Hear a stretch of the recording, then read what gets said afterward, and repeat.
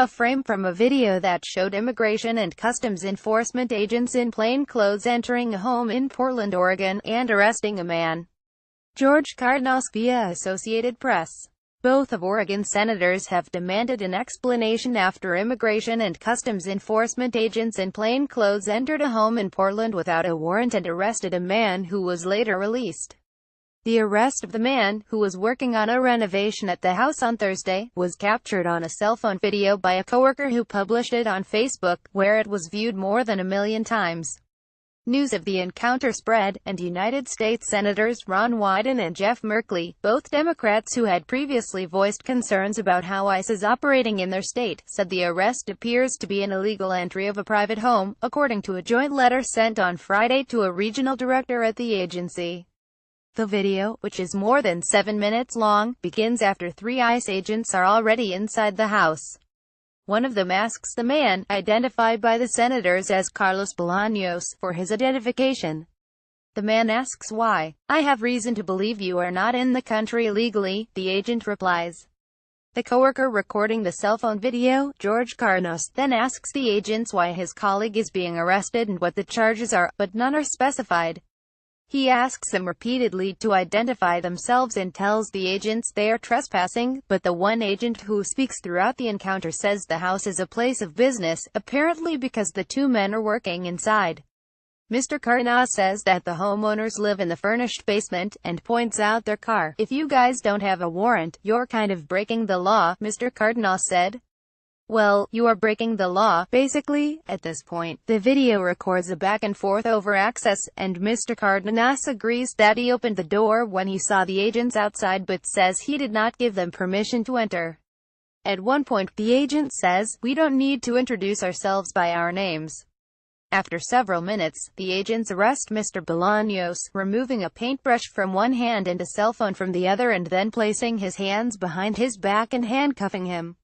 He is walked to a car outside. An ICE public affairs officer, Yasmin Pitz-Akif, said later that Mr. Bolaños was released from custody pending further investigation. She said in a statement that the matter had been referred to the ICE Office of Professional Responsibility and the Department of Homeland Security's Office of Inspector General.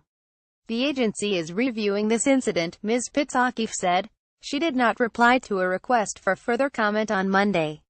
In their letter to Elizabeth Godfrey, a deputy field office director for ICE, Mr. Wyden and Mr. Merkley wrote that people do not lose their constitutional protection from warrantless search and seizure simply because ICE believes they may be immigrants. The senators asked Ms. Godfrey for an explanation of the policies that led to Mr. Bolaños' arrest and questioned whether the behavior of the agents conformed to guidelines. Mr. Cardenas said on Monday that Mr. Bolaños planned to speak with a lawyer before talking publicly about the episode. It was the latest encounter to bring ICE under criticism for its agents' practices during arrests in Oregon and across the country.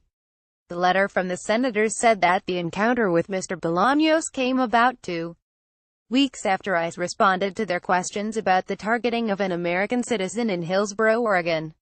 In that episode last month, according to an account by the American Civil Liberties Union, a man, Isidro Andrade de Falla, and his wife were stopped by ICE agents as the couple left the Washington County Courthouse. Mr. Andrade de Falla was asked to show his identification by agents who did not identify themselves, but who showed him a photograph. Mr. Andrade de Falla said that it was not him in the photograph, and that the only resemblance was skin color. That confusion about who is who with unidentified ICE agents could literally become deadly, Sheriff Pat Garrett of Washington County said at a news conference last month after Mr. Andrade de Falla was stopped.